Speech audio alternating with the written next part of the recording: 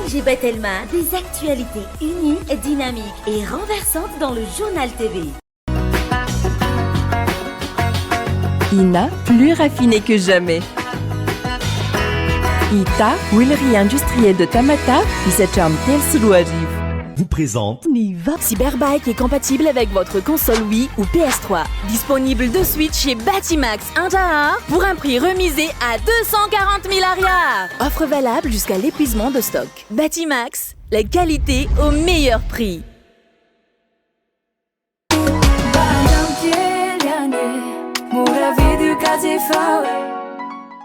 Manulcianoni vovó.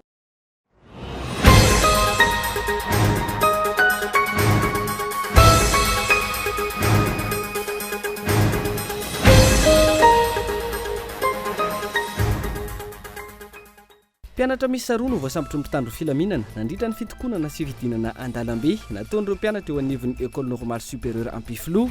Tapitra androany ny fe-potoana nomen'izy ireo amalina ny fitakiana ny amin'ny fandraisana ho mpiasam-panjakana izay efa nolazaina fa 500 kanefa 920 no voaray hatreto antony hetsika. Mila fahasahiana sy fandraisana andraikitra ny fanaovana politika ahafahana mitondra fanovana sy fampandrosoana ny firenena raha nambarany Front National ny antoko malagasy miaramiainga Ajo Andriananarivelo androany nanoloana ireo mpianatra taona fahatelo manaraka ny lalam-piofanana sosiolojia eny amin'ny Université Antananarivo. Tafiditra ao anatin'ny fandaharam-pianaran'ireo mpianatra ny fisian'ny fizarana sy fihaonana amin'ireo mpisehatra ara-politika ho fanomanana sy fanamafisana ny fahalalana ho azy ireo amin'ny tontolo ara-politika ankapobeny. Ny lalao nosy amin'ny taona ho avy no raharam-pamehana. Lalao ara-piralahiana tsy misy filaharana ho an'ireo atleta ny CGSOI hoy ny ministra ny tanora sy ny fanatanjahantena androany antony tsy nandraisantsika anjara.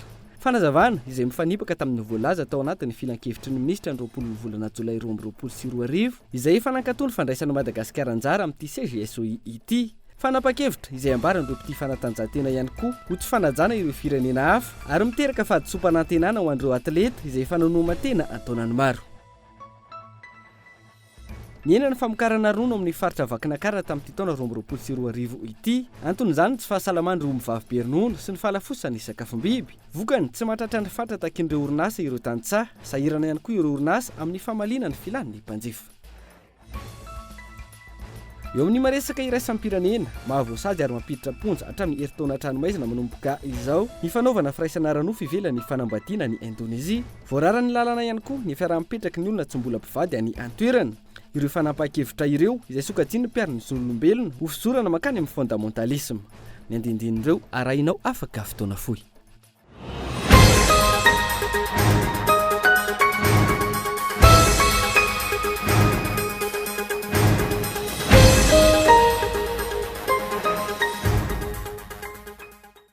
Ankafirinay tompo-kilasy tompo-vavy no etiko manolotra ny araba ho atsika amin'ity alina ity manaraka ny fotoana ny fampalalam-baovao eto amin'ny Kolo TV amin'ity talata fahina ny volana Desambra taona 2024 ity. Eto ampiandohana dia aseko ampanajana sady ianao anaraka ny fotoana ny fampalalam-baovao hatramin'ny farany tompo-kilasy tompo-vavy.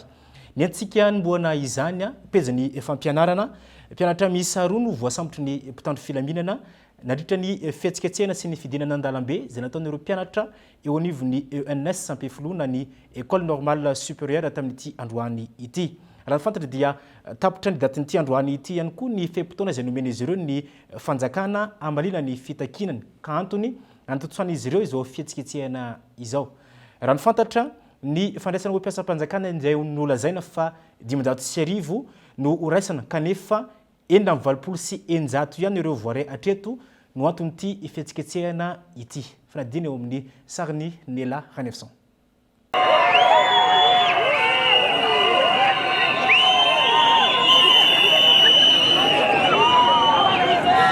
Nanomboka tamin'ny 12 atoandro no nanomboka ny fihetsiketsehana nataon'ireo mpianatra teo amin'ny ENS Ampiflo.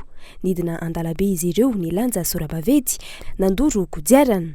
Tapitra androany fe-potoana nomeny ireo mpianatra eo anivon'ny École nationale supérieure amalina ny fitakin'izy ireo. Isan'izany ny fandraisana ho mpiasam-panjakana azy ireo izay nolazaina fa 510 no horaisina kanefa 920 no horaisina.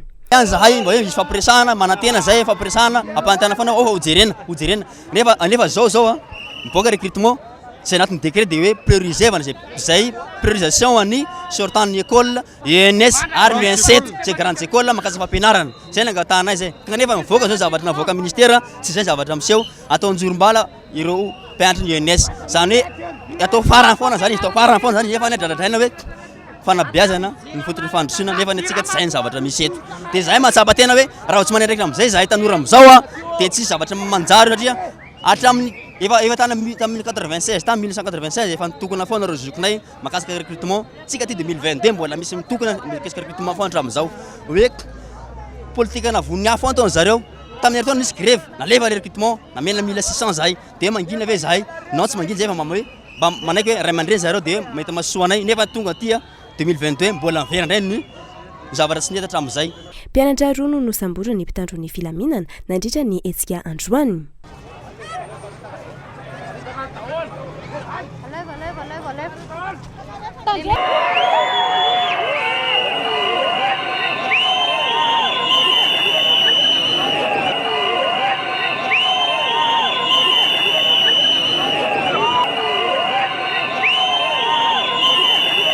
mitovy amin'ireo fa mpianatra navita fiofanana amin'ny sekoly ambony izy ireo raha ny fanazavana antontsaina ekeny ny afanavakavahana izahay no mivoaka ato amin'ny ENS izahay tahaka ny grandes écoles rehetra ihany manaraka formation tahaka ny naky ireny de normalement izahay rehefa vita ny formation dia misy poste miandrina avy hatrany magaga nefa raha ataontsika zany zao ronjato ny manatitra dossier amin'le hoe navita an'ilay fianarana roapolo eo any ny voaray aiza zany reo sasany reo vao makasika ny fampianarana ihany fa ny atao tahaka zany zay le zava-misy mantsy tamin'ny 12 ora sasany no niverina tamin'ny laon'ny fifamoivoizana teny amin'ny manodidina raha ny nambaran'ireo mpianatra tsy hitanina ny fitokonana raha tsy voava ny olana fa makasika izay fitokonana izay hatrany fa eo anivony antenimieran-dola indray kosa nanizingizina ny tsy verina hiasa ary tsy anaiky ny fampiresahana ataon'ireo tompon'andraikitra isan-tsokajiny ireo mpiasa raha ny nambarany syndicat ny mpiasa eo anivony antenimieran-dola tamin'ity androany ity raha ny fanazavana izy ireo dia ny fahazahoany vatankaramany ny volana novembre zay mbola tsy azony mandraka androany no antonyity fitakina ity raha vantany vo azo kosa ny karama dia anohy ny asany ireto mpiasa eo anivony antenimieran-dola ireto ilare no mitondra ny fanadiadiana makasika izay androany ny fotoana nampanantenan'ny filohan'ny antenimieran-dola amahana ny olan'ireo mpiasa mitokona noho ny tsy fandraisan'izy ireo karama nanoho ny fitokonana tahaka ny efa natao nandritra izay 3 andro izay ireo mpiasa androany ny andro izay fanapa-kevitry ny tompon'andraikitra toroko eto fa karama volana novambra ny takina eto fa enin'ny volana desambra tsika zao ary zofenny ho an'ny mpiasa zany indrindra mampiasa mpanjakana anay ny mandray ny valika sasarana miandry ampitoniny zahay androany satria olon-dehibe ray mandren'ny firenena ny nanome fampanantenana de miandry ampitoniny zahay zay mpiasa rehetrato mbola tsy mivahany prise tiako tenenina satria mbola tsy voavahany olana fa raha voavahany olana tonga ao amin'ny kotinay tsirairay avy ny vola miasa zay nandro amanalina anatin'ny fitaom-pivorina faharoa zay zao fandaninany teti-bola mpanjakana taona 3 fa vonona dolo ny mpitsopitsondretra fa ny fandaninany mbola miato kely aloha satria ny mpiasa tsy miasa noho ny toejara io ka de mananteny izahay mananteny izay satria olon-dehibe raha imandren'ny firenena izy mampanantena ny amahana ny olana io tsy anaiky fifampiresahana na amin'ny endriny inona na amin'ny endriny inona ireo mpiasany ity androm-panjakana ity raha ny fanazavana hatrany raha tsy tonga ny karama tsy misy mpiasa miasa tsisy négociation azo akena raha tsy ny karama no midinao amin'ny kotinay aloha zay ary amafisinay zany rehefa mivoaka ny vola na amin'ny 12 alina de vonony zay na amin'ny 3 maraina hiasa tsisy négociation ntsony satria zofeno ny karama zany tamin'ny faharoapolo ny volana oktobra zay nandray vola tsika zao efa enin'ny volana desambra efa ataoko efa 10 andro zany mbola miaritra ny mpiasa fa nanomboka tamin'ny zoma teo kosa efa antenda ny ranombary tsy afaka kosa ny mpiasa nefa de efa nitaraina amin'ireo ray aman-dreny ka miandry ampitoniny zay satria zo feno ampitonina tsisy resaka ambadika politika io fa rehefa tonga ny karamanay anatin'ny kotinay de miasa zahay samba ny tao anatin'ny 20 taona no nisy fitokonana tahaka izao teo amin'ity androm-panjakana ity raha ny fanazavana ny laza ny andray fepetra hafa ireto mpiasany antenimieran-dola ireto raha dilany androany fotoana mahana ny olan'izy ireo raha ny taditra trany Lafim-baovao hafa nahemotra ny datin'ny faraiky amby telopolo ny volana janoary taona 2024 avy izao indray ny fitsarana ny malamana i Mahery-Lanto manandafy rehefa niakatra teo anivon'ny fampanaovana tamin'ity androany ity. Tsy araka ny tokony ho izy ny fampiatsoana azy androany teny anivon'ny fitsarana raha ny nambaran'ny fianakaviana. Ankilany tsy tonga teny an-toerana ihany koa, tsy tonga teny anivon'ny fitsarana ihany koa ilay teratany vahiny izay nitoeran'ny Mahery-Lanto manandafy tamin'ity androany ity. Fanadidina entiny Hilary Nasolony ainy. Omaly ariva vao nilazana fa hiakatra fitsarana androany Mahery-Lanto manandafy hoy ny vadiny fampiatsoana tampoka izay tsy araka ny lalàna raha ny fanazavana. Tsy tonga teny amin'ny fitsarana ihany koa ilay teratany vahiny nitory azy ary nahemotra ao amin'ny faran'ny volana janoary 2024 ny fotoam-pitsarana. Le izy efa nampozina ihany satria raha fahitana azy dia sitrapony zareo mihitsy ny tazomana ny Mahery farak'izay ela aty. Raha ny tena marina mantsy zany tokony tapitra amin'ny 30 décembre izao satria feno 3 mois amin'ny 30 décembre ny fitazomana ny Mahery dia avoakany aty fotsiny moa izy zany raha ohatra ka tsisy relance ilay izy dia efa tsapatsapa ihany le izy efa fantafantatra dia meloa hoe ho izay ny zavatra ataon'zareo zany hoe nitazomana Mahery farak'izay ela aty dia efa nisatondra tamin'izay ihany ny fianakaviana na i Mahery rehefa nisatondra tamin'izay hoe tsy avoakan'zareo zany tsy sineny zany io fa tsy maintsy renvoyer le plus long possible zany nitazomana zareo anazy aty. Fanononana anarana teratany vahiny iray tamin'ny tambajotra tserasera no nampidirana amponja ny Mahery-Lanto manandafy. Nitory ity teratany vahiny ity ihany koa i Mahery-Lanto taorian'izay no ny fandrahonana ho faty nataony tamin'ity farany. Tsy mbola nisy hatreto ny fampiatsoana io teratany vahiny io raha nambarany vadiny Mahery-Lanto. Na Mahery na zahay mbola courage foana ary ny tolona dia tsy maintsy mitohy ary vao may ilay izy mampitroatra vao may mampirisika ny tena zany hoe izao zany ny forme d'injustice misy eto amin'ny tany firenena. Raha tonga zany zay 31 janvier zay 4 mois nitazomana anazy aty am-ponja amina resaka diffamation. Mandraky ny androany nefany mbola tsisy fampiatsoana ny teratany vahiny tamin'ny fitoriana nataon'ny Mahery. Tiako marihana ihany koa fa tsy ka isolena ny Mahery satria raha 2 volana izay mifanerasera tamin'ny manana olona migadra aty salamizano mifampiresaka dia tena maro ny olona ety Antanimora tena tratrany tsindra solena raha vao tsy manao tsolotra ho amin'ny fitsarana dia ohatr'izao ka iainana izao. Itoy ny tolona hoy ny fianakavian'ny Mahery-Lanto manandafy tsy ahivina fanindroany no niakatra fitsarana ity raharaha ity ary izao nihemotra ao amin'ny volana janoary izao indray. Naverina eny Antanimora noho izany i Mahery-Lanto manandafy. Fampiatso politika ndray kosa no entsika hanohizana ny fotoana ny fampalalana avao amin'ity alina ity tompoko lasy tompoko vavy mila fahasahiana sy fandraisana andraikitra ny fanaovana politika ahafahana mitondra fanaovana sy mampandroso ny firenena raha ny nambaran'ny filoha nasionaly ny antoko malagasy miaramiainga hajo Andriananarivelo tamin'ity androany ity nanoloana ireo mpianatra taona fahatelo manaraka ny lalam-piofanana sosiolojia eo anivon'ny université ny Antananarivo. Isany tafiditra ao anatin'ny fandaharam-pianaran'ireo mpianatra raha teo ny fisian'ny fizarana sy fionana amin'ireo mpiantsera ara-politika ho fanomanana sy ny fanamafisana ny fahalalana ho azy ireo amin'izay tontolo ny politika amin'ny ankapobeny izay. Nanatanteraka fionana famelabelaran-kevitra tamin'ireo mpianatra taona fahatelo manaraka ny lalam-piofanana ahara-piarahamonina na ny sosiolojia teny amin'ny université Antananarivo androany filoha nasionaly ny antoko malagasy miaramiainga Hajo Andriananarivelo. Fionana mifandray amin'ny fandaharam-pianaran'ireo mpianatra sosiolojia taona fahatelo iresahana ny tontolon'ny politika. Loha hevitra noraisina nandritra izany hoe olana eo amin'ny rafitra politika sy ny fampandrosoana eto Madagasikara. Zava-dehibe ny fametrahana politika sasy politika mazava ary entitra ho an'ny fampandrosoana sy hitondrana fanavozana ho an'ny firenena raha nambaran'ny filoha nasionaly ny antoko MMM. Tsika eto Madagasikara tena mila politika sasa mihitsy sy tena entitra fa raha mbola politika akakangana foana no entina mampandroso ny firenena sarotra ny mampandroso firenena. Dia eo ihany koa ny resaka rafim-panjakana eto amintsika ny rafim-panjakana matetika mizatra tsaparay na dia ny rafim-panjakana tsy haintsika mananja azy resahana fotsiny ohatra ny resaka fitsinjaram-pahefana zay ao anatin'ny antoko malagasy miaramiainga dia nilay tena zay tena resy lavy mety za efa nanao be ny tanàna ny ambany sy ny ambiny ny hoe fitsinjaram-pahefana ny tena vahaolana ampandrosoana ny firenena. tsy anjara-pahefana matetika raisin'ny olona fotsiny le izy hoe amena vola ny vondrom-paritra tsy anjara-pahefana ny commune ny faritra sy rehetrarehetra. Tsy izay tena fitsanjara-pahefana fa fomba fisainana mihitsy. Tsy mety le izy hoe anendry ministra ianao a dia ministra mitantakolaka fotsiny.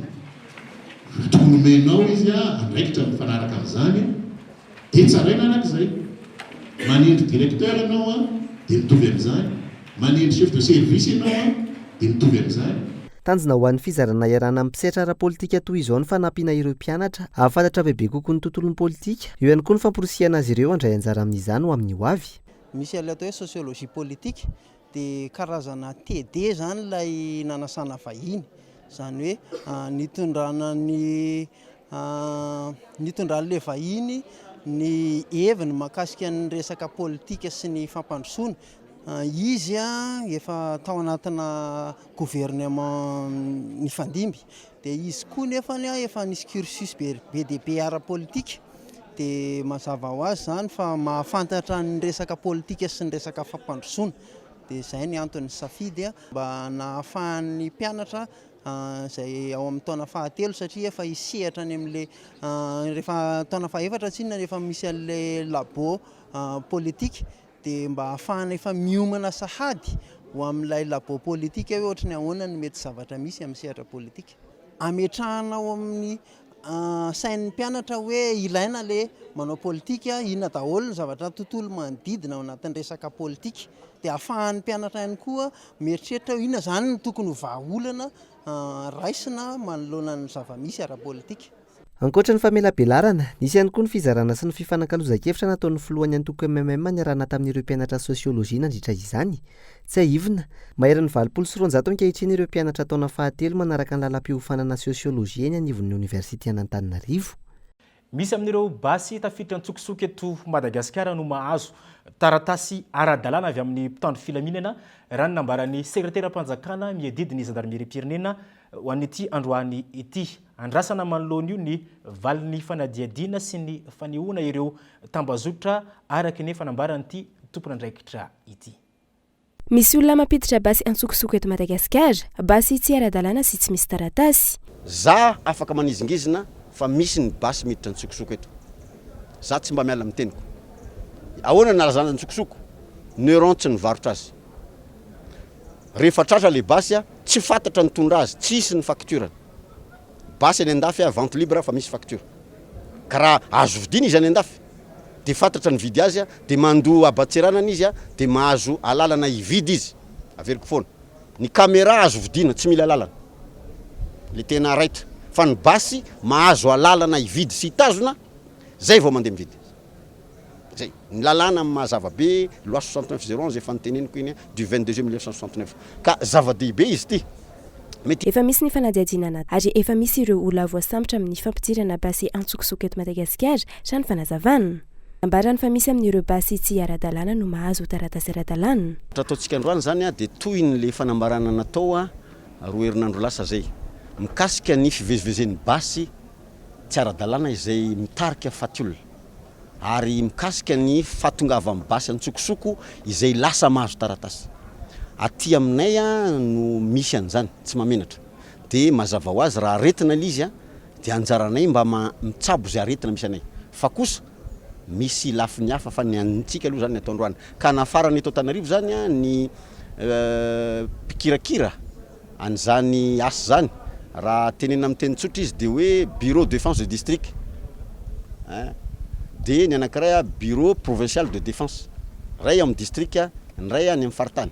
Nampiakarina teto Antananarivo avokoa ireo tompony andraikitra misana ny fanaraha-maso ny fitaovam-piadiana any amin'ny faritra rehetra manerana ny Madagasikara manoloana ny firongatry ny fidirana izany avy any ivelany. Nomena fiofanana sy andrafitra paikady vaovao.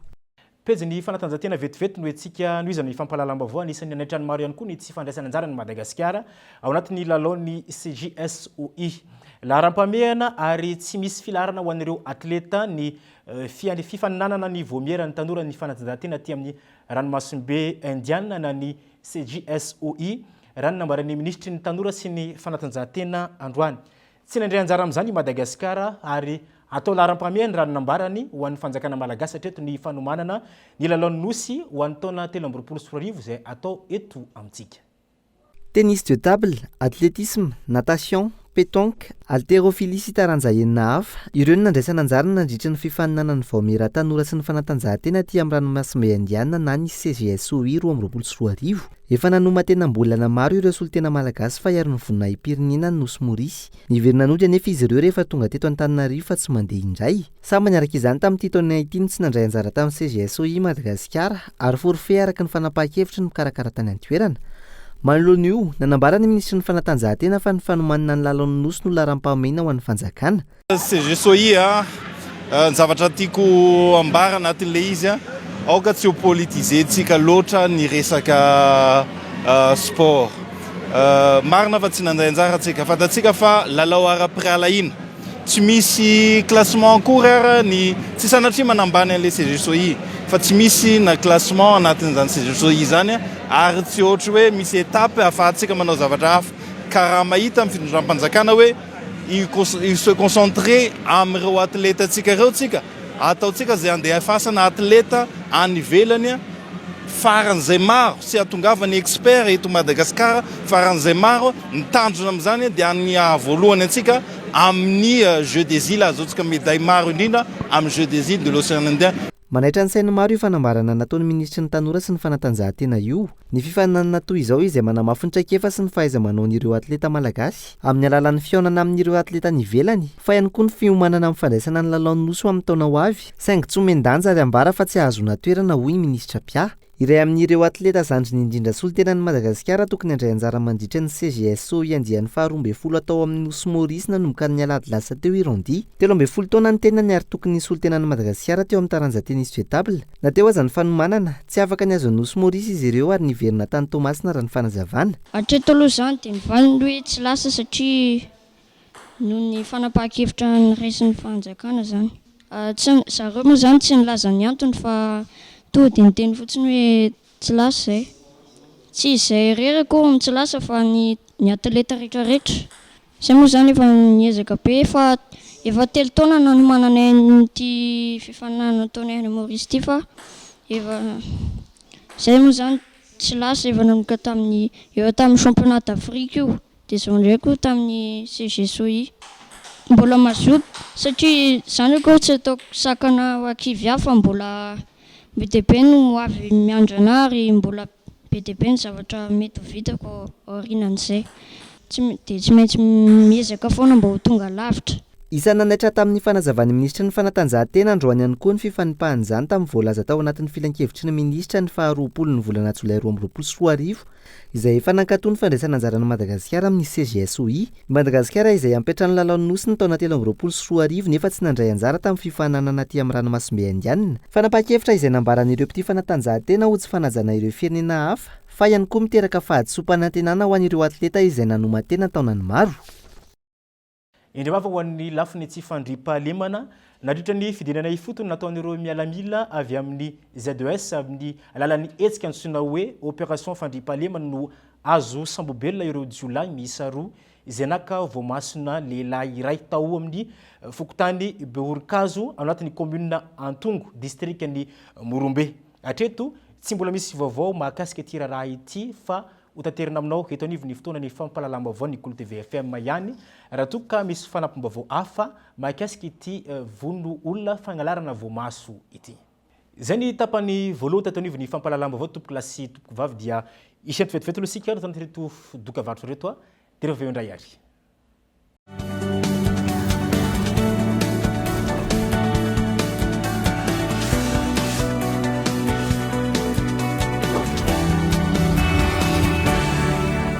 Finday cadeau araroty mahazo data maimay foana isam-bolana mandritra ny eny-bolana tsotra fotsiny vitel MyFill Prime dia mahazo data isam-bolana be zao ianao vidiny 169 filary almonds tonga vaingana eny amin'ny Telma Shop.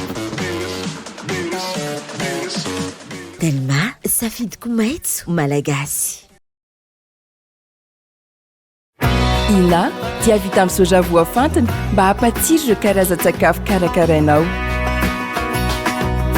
Ny menaka Ina dia ahitana oméga 3 sy oméga 6 ary ara-pahasalamana no ny otrikaina entin'ny soja. Ina ilay menaka manome tsirony nandronao isan'andro.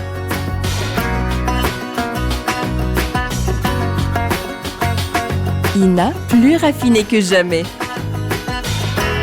Ita, huilerie industrielle de Tamatave, misatra amin'ny telo sy roa arivo.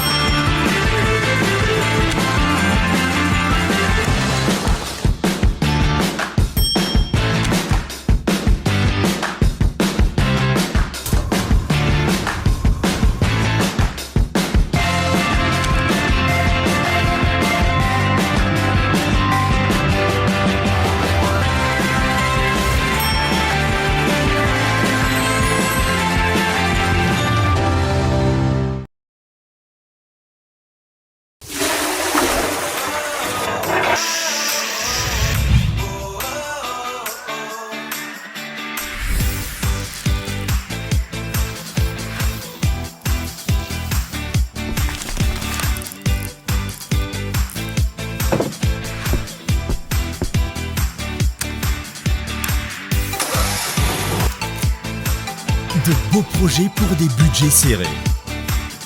Batimax, le partenaire des bons plans.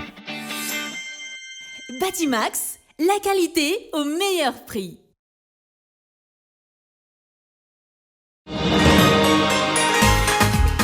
Manahirana mihitsy ny manetsika sy manolo-kosy ny zaza rehefa izy mipelipelika be iny. Lasa mora sy mahafinaritra andra nefa izany hatramin'izay nampiasako ny kosy culotte Molfix izay. Rovitika, alato ary ampidiriko indray ny vaovao. Avaliko tsara ilay kosy teo aloha dia ariko avy eo. Samy faly ery izaho sy ireo zanako. Dia tahaka izany ny faritany hafaliana rehefa miaraka amin'ny Molfix. Ho antsika mamamo rehetra andao mampiasa kosy culotte Molfix ho an'ny zalantsika mba hitondra fifaliana hatrany. Molfix, mitombo amin'ny fifaliana.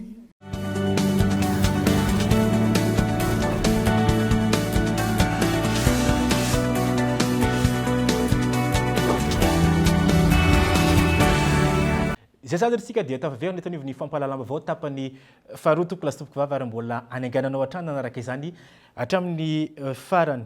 Eo peziny toe-karena ndray kosa latsaka lalina izany hoe avy telo enina amin'ireo firenena aty Afrika atsinanana ny toe-karen'ny Madagasikara ofin'ny filoha lefitry ny banky iraisam-pirenena izay isany mitsidika ny Madagasikara amin'izao fotoana izao. Vinavinaina miampy manodidina ny 2.4 tapitrisa ireo malagasy tafiditra ao anatin'ireo sokajin'olona miaina ao anatin'ny fahantrana lalina araka izany ho an'ireo mpahay toe-karena dia tsy hitombo io salanisy io raha toka tsy miova politika hitantanana ny firenena ny mpitondra fanjakana ankehitriny. Fanadina entiny Mirna Clara. Tafiakatra raiky amin'ny valopolo faingo sivy isanjato ny tany fahantrana eto Madagasikara raha toka mahery ny roa tapitrisa ny malagasy miaina anaty fahantrana na sous le seuil de la pauvreté. Io no nambaran'ny filoha lefitry ny banky iraisam-pirenena aty Afrika Atsinanana sy Austral amin'izao fandalovana eto Madagasikara izao. Manoloana izany nanambarany mpahay toe-karena fa ahina hitombo isalanisa io raha toka tsy miova ny fomba fitantanana ny firenena. Zao koa ny tena magaga. Raha mijeritsika ny lefi izay laniny ny antemera-pirenena farany teo. Mbola tsy laniny senala izy fa efa laniny antemera-pirenena. Dia milaza zareo fa ny sahalany fahantrana ozy dia hidina fito amby telopolo isanjato. Nefa tsika miresaka zao Banque mondiale ary vao nilaza le vice-président iny hoe ny salanisy ny fahantrana eto Madagasikara zany dia raiky amby valopolo faingo telo isanjato. Ka tsaiko ny fitondrana mahita hoe apidina an'izany izy a amin'ny fito amin'ny telopolo isan-jato tsy haiko hoe rovina izy nahita an'izany 37% zany 2038 ny resahany fa zany teny hoe resaka daholo zany rehetrarehetra zany satria raha politika hitondrana ny firenena amin'izao fotoana tsy ho lavitra 5 isan-jato io a rehefa kelikely raha hoe ny politika amin'ny fanjakana amin'izao fotoana ny jerevana ka tsy haiko hoe ahoana nahitany zareo amin'izany hoe amin'ny 2038 raha ny nambaran'ny filoha-lefitry ny banky iraisam-pirenena hatrany nidina ambany ny vola miditra avy amin'ny fanondranana teto Madagasikara. Ankoatra io, ny totongana ihany koa ny fampiasam-bolan'ny sehatra tsy miankina na ny investissement privé izay nitarika ny ari-karena faobe ho lasa 7.2 isan-jato. Eo koa ny revenu par habitant lasa 6.4 isan-jato. Mitsidika ny Madagasikara ankehitriny, ny filoha-lefitry ny banky iraisam-pirenena aty Afrika Atsinanana sy Austral, isan'ny antondiany ny fionana amin'ireo tompona ndraiky mpanjakana samihafa ahafahana mamaritra paikady anarenana ireo sy ahafahan'ny Madagasikara miatrika ny 5 taona manaraka. Ny tsy fampian'ny fanazavana mahakasika ilay volavolan-dalàna ohatraohatra ray tsipika 224 bara PL momba ny fahafahana manome ny zom-pirenena malagasy no isan'ny fototra mahatonga ny tsy faneken'ny olom-pirenena ity volavolan-dalàna ity ony teo anivony Focus Madagasikara tamin'ity androany ity. Nambaran'izy ireo fa tsy araka ireo feo izay aely sy ezahana voizina ny anton'ity fanaovana ity volavolan-dalàna ity. Niteraka resabe teo anivony fiarahamonina ilay volavolan-dalàna ohatraohatra ray tsipika 224 bara PL momba ny fahafahana manome zom-pirenena malagasy izay ny volavolany voamerany lalàna sy ponina niaraka tamin'ireo voamerany atany sy ny fitsinjaram-pahefana eo anivony antenimieram-pirenena ary ny solontenany vondrona parlementaire ary ireo manam-pahaizana manokana mahakasika ny lalàna. Raha ny tantara ny didy tsy volana 9 tsipika 420 ny taona 770 no mamehy ny code de la nationalité malagasy izay mbola mifehantsika hatramin'izao. Nasiana fanamboarana io code de la nationalité io ny taona 1970 tamin'ny andro ny filoha teo aloha Zafy Albert.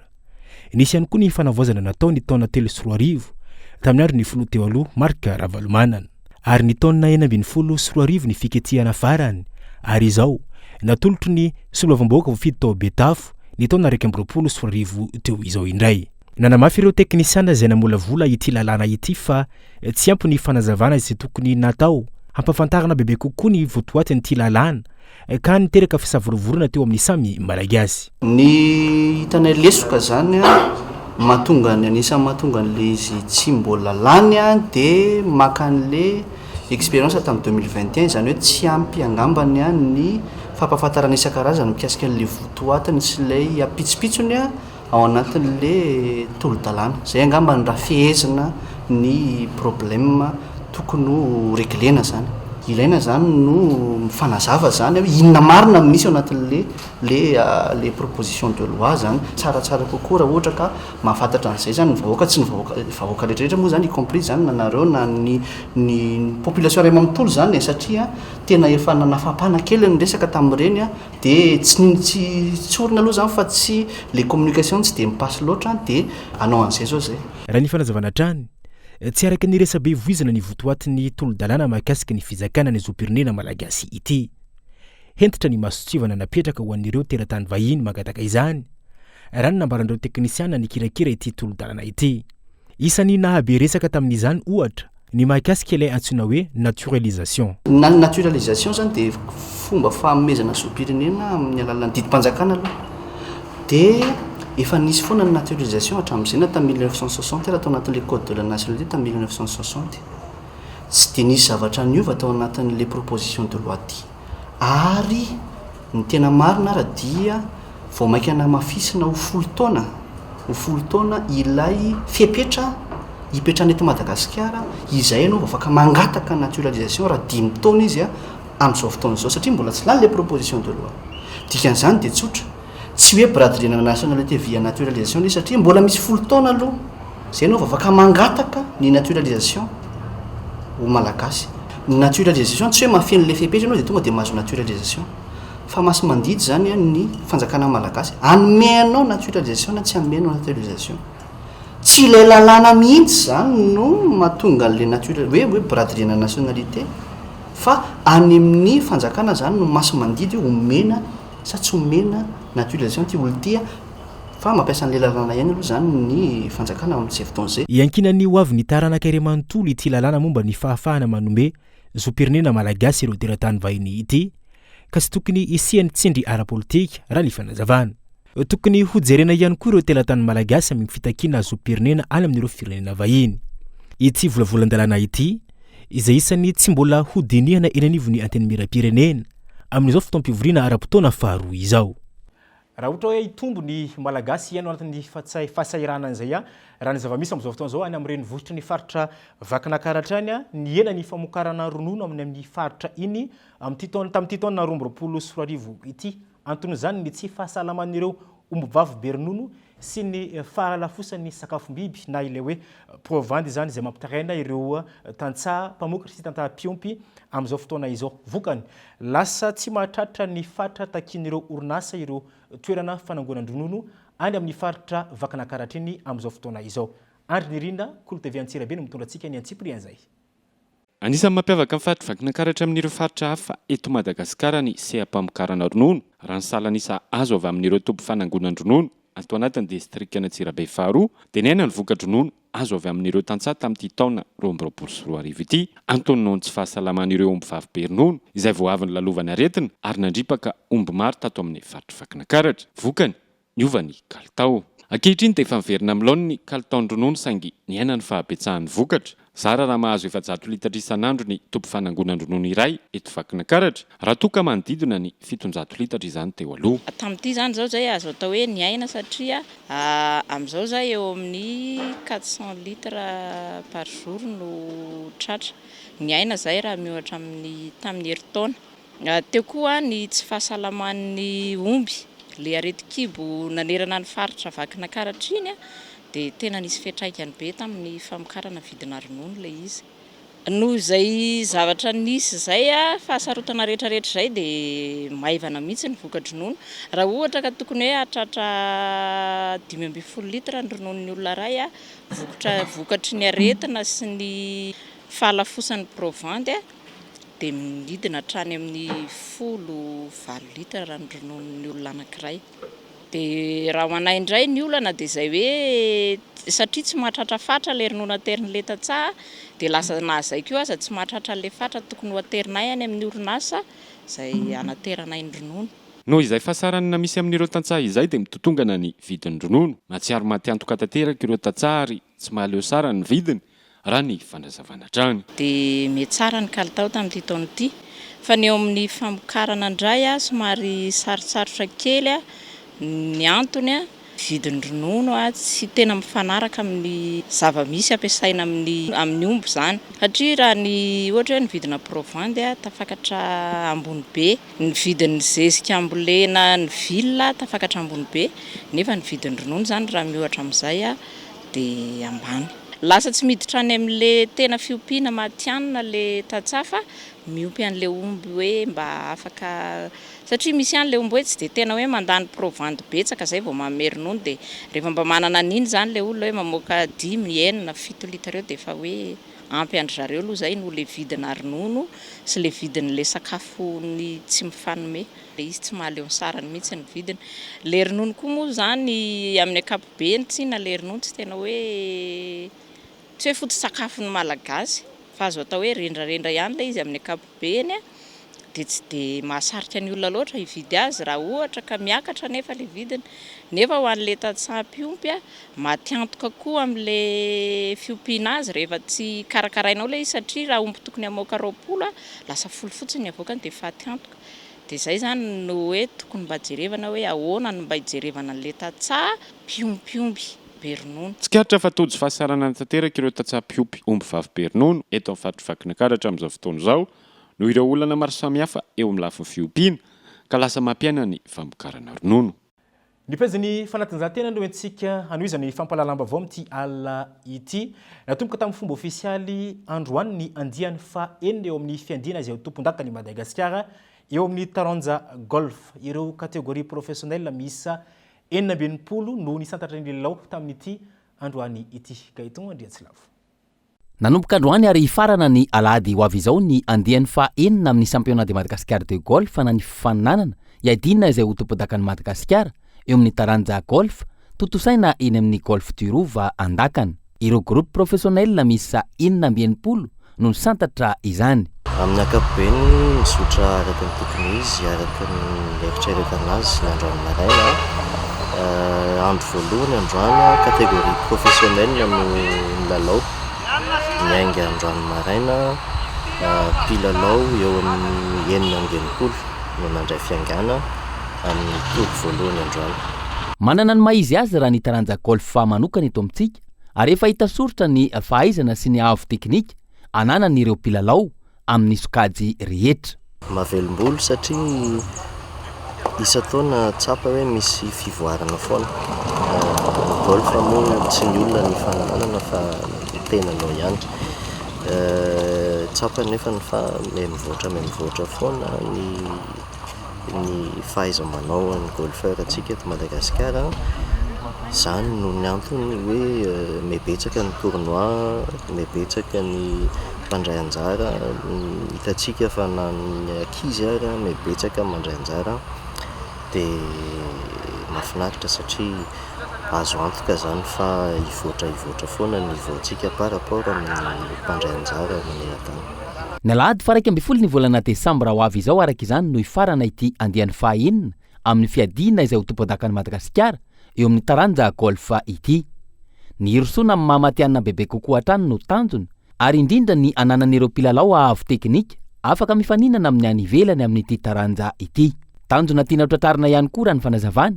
ny fampidirana ity taranja ity ho isan'ireo sport de démonstration ho an'ny taona 2024 mandritra ny Jeux des Îles izay ho tanterahana eto Madagasikara dia izay ihany koa tompo lasy tompoky vavy no entiko mamarana ny fotoanan'ny fampalalam-baovao tamin'ity alina ity isoroka natao tena tokantrano anaraka ny fotoanan'ny fampalalam-baovao hatramin'ny farany mametraka ny veloma mandrapitafa ho amin'ny manaraka indray tompoky lasy tompoky vavy veloma tompoko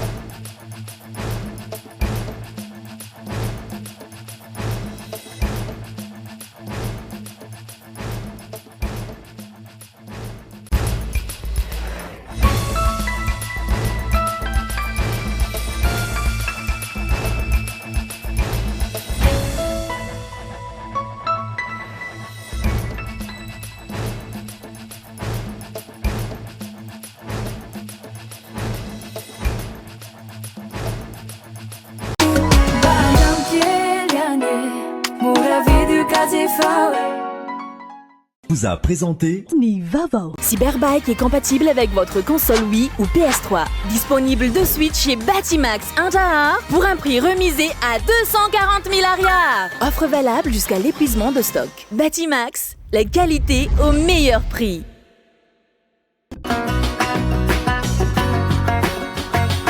INA, plus raffiné que jamais. ITA, huilerie industrielle de Tamata, Isacham Telsuruarif. Vous a présenté Nivavo. 5G Batelma, des actualités unies, dynamiques et renversantes dans le journal TV.